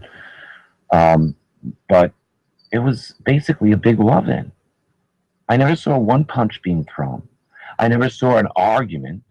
I saw people talking, there were some people on bullhorns, shouting out a message, people handing out literature, but never saw a fight. There weren't any police patrolling the area, guarding off any section. Like I said, it was like one big love-in. As a matter of fact, more marriages were performed during the Orange Revolution than any other time in Kiev. And after, they had more pregnancy tests given than any other time in Kiev. So yeah, it was a giant love-in, literally. And now all of a sudden it went bloody in 2013. But not only did we get that, we got the Ebola outbreak, which wasn't an Ebola outbreak in Africa. It was the Red Cross inoculating the citizens who were dying from the inoculations. And so they claimed it was an Ebola outbreak. The first country to get rid of the Ebola outbreak was the first country to throw the Red Cross out. Fact. And what we got 3 weeks after Nelson Mandela was in the ground, was a scourge that has not gone off the planet since, and that is ISIS. Now, go back and look at the podium where 91 world officials stood next to, including Obama, the most securely guarded human on the planet. And he is standing next to a crazy man, certifiably crazy, because he spent time in an insane asylum for his part in a gruesome murder, which involved putting a tie around somebody's neck who was tied to a stake and lighting it on fire while they were alive. His two co-defendants were found sane enough, and they were sentenced to life imprisonment. This guy was put in an insane asylum and gets out. And now he's standing next to the world's most prestigious men, signing in a language that we don't understand, claiming that there's angels flying around in the stadium. Interesting information came out recently that out back behind the stadium was a black cube tent in which every world dignitary signed a treaty with an off-planet entity known as Marduk. Where have we heard that name before? Yeah. The only ones who wouldn't sign were the Molech worshippers. Do you know who those are, Kathy? Yes. And Marduk, that was Mandela. Yeah. When you look at the podium, what we see is a symbol of a phoenix rising behind a pyramid composed of 13 smaller pyramids with a sunburst behind the phoenix's head. And the phoenix has its wings outstretched in the same symbolic form as the goddess Isis. Mm-hmm. And where did all these angels come from? They're certainly not angels of the armies of heaven, are they? Not if Marduk. Now, let's revisit Marduk for a second here. Marduk was represented by a golden pillar which Nebuchadnezzar had erected and summoned all his satraps and Sadducees and royal officials, and when they heard the music they were supposed to bow down, and all did except for 3 young Hebrew men by the name of Shadrach, Meshach, and Abednego. Now, Nebuchadnezzar gave him a second chance because he liked these boys. And when they said, we're not going to bow down to your God, because know that it is Yahweh alone who we serve. And if he chooses, he will save us out of your hands. But if not, have it be known that it is him alone who we serve. Well, Nebuchadnezzar got so angry that he had the fires heated 7 times hotter than what were customary. The guards who threw the 3 men in were burned to death themselves. And Nebuchadnezzar said, how many men did we throw in there? 3? Why are there 4 able-bodied men walking around in the flames? And he calls out Shadrach, Meshach, and Abednego, and from out of the fire. And the account says they didn't even smell like smoke. And he says, now I know that your God is the most high among all. Now, let's take a look at this. And we are under Admiralty law, which means basically that we have been classified as vessels, as the same as a ship. Guess what? Our human body is a vessel, and it has an occupant. That occupant is us at the soul level. Now, something that all of our older listeners will understand is as you get older, you tend to realize you are not your body. Would you say that's true? We not only tend to realize it, we thank God for it. Yeah. Boy, I'm glad I'm not stuck with this forever and ever and ever. You got that right. I just said that this morning.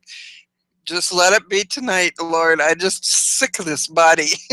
Yeah, and at times, with as much as I've been through, I feel like I'm in a literal race with Armageddon, which is going to come first, the end of this body or the end of this system of things.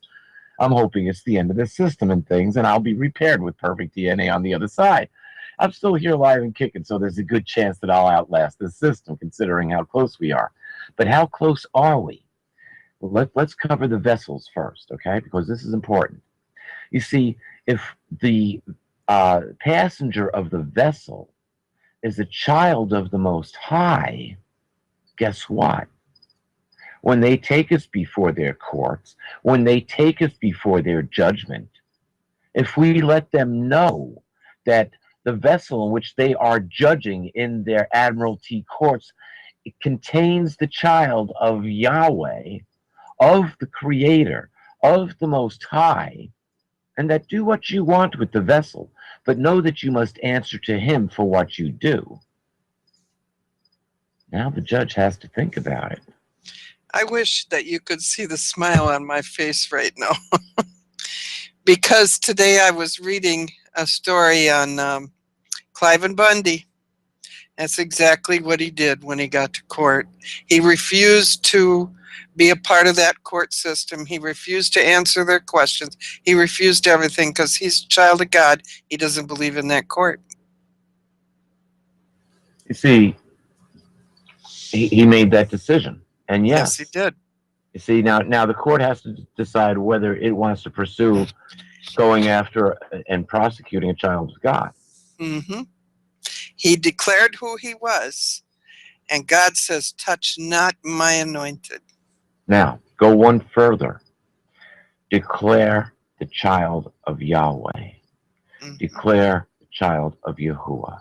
Mm-hmm. The child of Jehovah. Yahuwah is actually the most correct pronunciation that we can get to the Tetragrammaton. This was told to me by a Jewish woman by birth who is Christian by faith, who was a professor of ancient Hebrew linguistics. I'll take her word for it. So she had the credentials, and she corrected me. No, not Yahuwah. I mean, not Yahweh, Yahuwah. And so okay, yes, dear. Yeah, that is true. Whichever language you choose, I was doing a show which was being translated in Europe. It's interesting. I had a German translator who was translating English into Spanish because it was a Spanish show, and they translated Yahweh as almost Jehovah. It was a Y sounding instead of the J sounding, Jehovah. And I thought, okay, well, that's close enough. But you see, you can translate my name in a lot of different languages as well. Pedro, Pierre, Peter. Exactly. You know. So I was going to say, when they were holding that gun on me in Honduras, when they were aiming that thing and getting ready to shoot me, it was Jesus' name I used, and it was Jesus dropped that gun out of their hands. Yes. And now there's a reason why Jesus Christ also works. And here's an interesting, well, it's going to sidetrack us too much. There's a reason why it works. It works because guess who's king and Lord of Lords? Mm-hmm. You see, he's large and in charge. Yeah. They have to listen.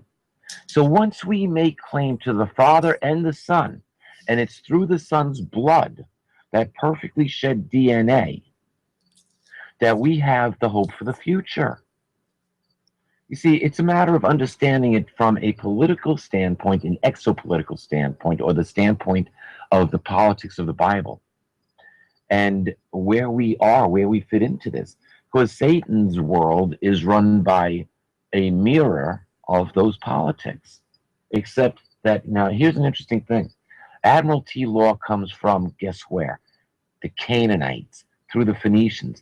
And what civilization did Yahweh want wiped out off the face of the earth? The Canaanites. Yep. You see, Israel didn't listen and came back to haunt us today. So now, here's where we are in the stream of time. We might be standing right before the time period where they are going to declare peace and security. But first, we're going to have to replace the petrodollar. And this is the circus that we're seeing now. Yep. And when I say circus, within the election, I mean, come on, the United States is so divided. We're going to see a lot of issues when they go switch this currency.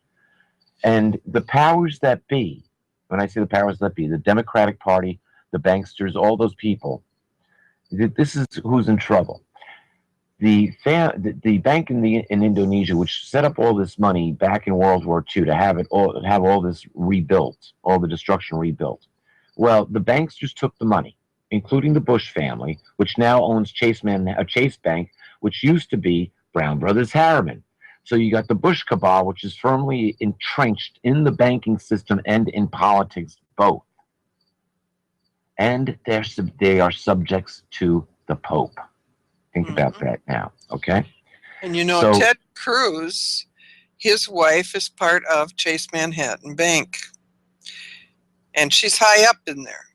yeah. And So, not only that, Ted Cruz and his wife both attended CFR meetings. now, here's the problem. Donald Trump has been buying and selling politicians for the past 40 years, and he's been using the banksters to his benefit. Mm-hmm. And he's running for president, and they're all scared. And the reason why they're scared is Newt Gingrich. I happen to like Newt Gingrich as you know, political figure as far as that goes. I'm not part of the political system. Never been in the political system in my life. Forbidden from being in the political system. I'm an ambassador of the King of Kings and Lord of Lords. That's where my kingdom is. So I can't get involved in any kingdoms here on earth either.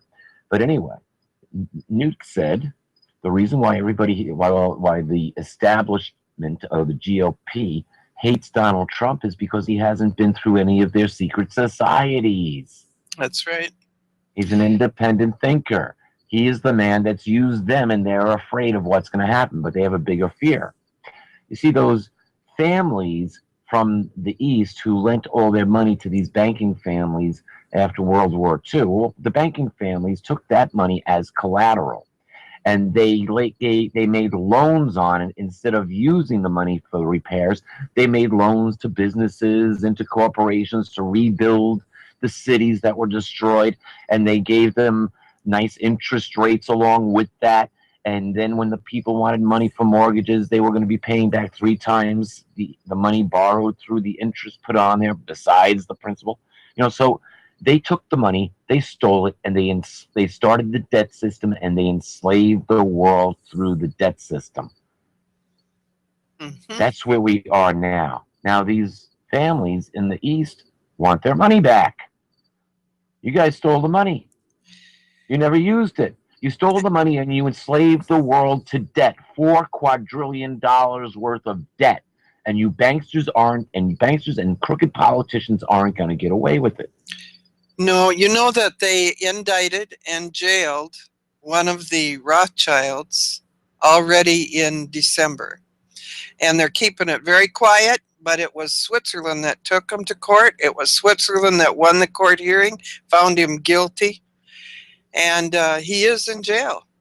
And the French are now investigating his Swiss bank. That's right. And so why is it that we in the United States will not step forward and take these people to court? It's because they have bought and they are owned. The banks own everybody in the Congress. Yeah. They've been bought. And Donald Trump has bought and sold politicians for 40 years. Yep. Now, is that to say that Donald Trump is a good person? I mean, Christian-wise? No. Because I do know that Donald Trump on the 5th floor of his place where he resides, in the 5th floor is one whole floor that is dedicated to Baphomet. So I know that they serve Baphomet. But remember Cyrus, everybody. God used Cyrus, even in his sinful state. But God allowed him and used him to bring about the things that God wanted brought about. Ah, exactly. You see, the nations, we have to get to a point where the nations are going to declare peace and security. Right. And so the only way that they can do that is to end this bankster system that we're under, because these guys are so crooked. And just what they've done to the United States of America, now USA Inc., they want to take it back. So if it doesn't happen with Trump, it will happen when they collapse the dollar. And now they could collapse the dollar and go to martial law, and everybody says, oh, well, Obama will become dictator. Whoa, wait a minute. Obama's part of the problem. The chances are that General Dunford will take over as acting president. As a matter of fact, already rumors going through the internet that he's in the White House already. To the best of my knowledge, that is not true. No, it's to the not. best of my knowledge. I do However, have to share with you, though. One day, this person was trying to get a hold of me on Skype, and they said their name was General Dunford, Joseph F. Dunford. And I looked it up, and I see that he is a general, but I thought, what does he want with me on Skype? You know, really. it could be anybody just using his name, could be a joke. But now I realize he's a real person on our side. So if you're listening, General Dunford, I will accept you on Skype this time. Yeah, no doubt. We'd all love to hear from you. But here's the thing: if martial law is declared, the military is going to take over. I don't care who's president. That's right. And once the military takes over, a coup is very easy. That's right. You see, so, and it's not that far out. When we see what's going on now, and this is the part that I really find disturbing, is just looking at Trump's rally. You see the division that's taken place there. No doubt this is Chicago politics. But the world is so divided, but the United States is so divided over its own future that it's fighting it tooth and nail. Could you imagine? Can I share something with you about this division? Absolutely. This is what God showed me. They are using divisional tactics on all sides. The only way that Satan ever battles is by divide and conquer. So he is pulling out the stakes all around. And when you have division, you have loss of love. And love is the greatest gift with the most power that God has given us. So he's stripping us of the love. Great segue. Because we have about 5 minutes here. Here's the greatest commandment. You must love Yahweh your God with your whole heart, soul, and mind, and you must love your neighbor as you do yourself. Love takes us out of that beta fight and flight. Here's the thing. Remember Admiralty law, which I just talked about? We love Yahuwah Yahweh with our whole heart, soul, and mind. Guess what? That makes us a child. We're connected. Now we can draw on that energy. The other thing is to love our neighbors. Who's our neighbors? Everybody around the world is our neighbor. In the parable Jesus gave, the neighbor was a Samaritan. Let's bring it to modern terms. Let's say a Palestinian found a Jew on the side of the road and picked him up and brought him to a hospital and said, "I'll pay for his bill. Just fix him up." Because that's essentially the same thing today. The Samaritans and the Jews just didn't get along. They were enemies. So, but yet it was the Samaritan that helped the one from the chosen nation out, even though he didn't deserve it. Yeah. The chosen nation is God's children, the spiritual Israel, the spiritual Jew, the spiritual Christian who follows Christ. It's a spiritual connection that we have, and it's all based in one solid thing: love. That's right. Why it's all nations, all tribes, all tongues. Mm-hmm. It's love that brings us together and will take us out of that beta fight and flight. And if we start living our lives today that way and work toward that, in other words, plan things. Don't be part of this of the division. Start working as if we have already gone through the transition and we are already on the other side of this hump. That's right. And we'll get there. It's very simple. Keep your eyes on the prize. It's written right there in black and white in the Bible. Keep your eyes on the prize. Why? Because there's so many distractions in this world. Anyone who's listening tonight would like a free copy, a free PDF copy of Letters to Earth, You Can't Survive Armageddon. You can write me, ONE, at PeterKling, KLING.com, and I will send you one.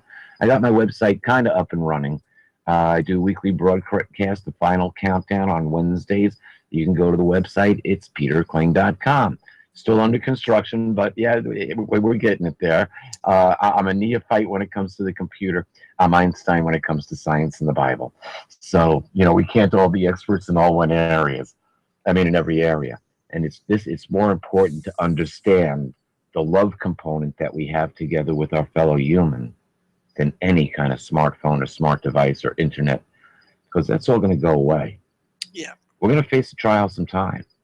And we can get over it. It's no big deal. The difficult part is going to be the technology. The electricity is going to end. I know we're running out of time. They're going to bring it. We may have a Nibiru event. Go read the Revelation, chapter 6, verses 12 through 17. I can quote it verbatim. It says, "A great earthquake occurs. The sun is darkened and the moon turns to blood. The stars are rolled up like a scroll rolls up the heavens. They fall to earth like figs being blown off of a unripe figs being blown off a tree. The mountains and the island groups are removed. The kings, the military men, the mighty men of the earth cry out to the mountains to hide us." And then it says, "But who can hide from the one on the throne and from the judgment of the Lamb?" You see, close to that. I'm paraphrasing, but that's what we're facing. Some sort of earth dynamic change. It's happening. It's been happening, and we are in the Great Tribulation now. We are not quite halfway through. We are in a repeat of World War I. So 2016 is going to end quite strangely. 2017 might be a dangerous year. But if we know that we're in a time of transition, hey, you know a storm's coming? Prepare. Don't be afraid. Tornado's coming? Get down in your tornado shelter, or get down in the basement, or get down in a safe place. Don't stand out in the middle of a field where you can get sucked up and dragged away. Take precaution. A storm's coming. And that's what we need to do. And with that, I'm going to say love and blessings to everyone. I still have Friend Space on Facebook. Join me there. And join me on the final countdown, www.ttỉ̳kĩê.com. And we're all in this together. And through love, we'll all get through it together. Love and blessings Amen. to all. Thank you, Peter. It's Thank good you. to have you aboard.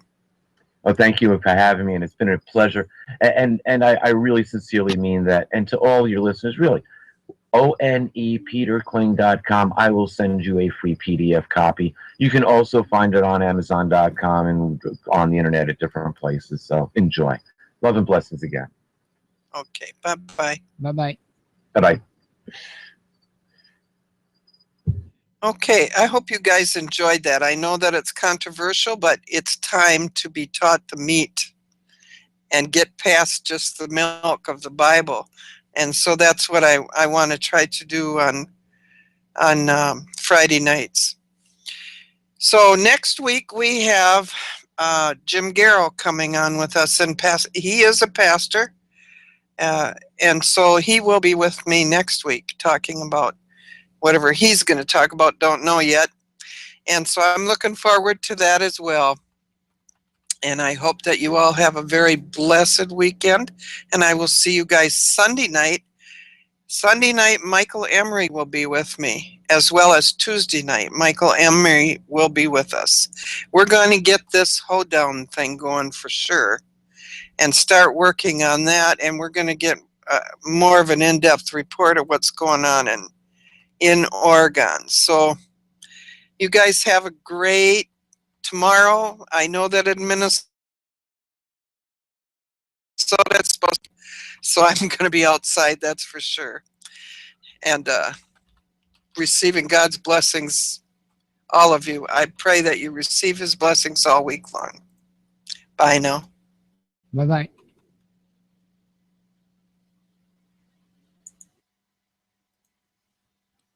And there you guys have it. Let me get that archive. I am in the process of trying to test something.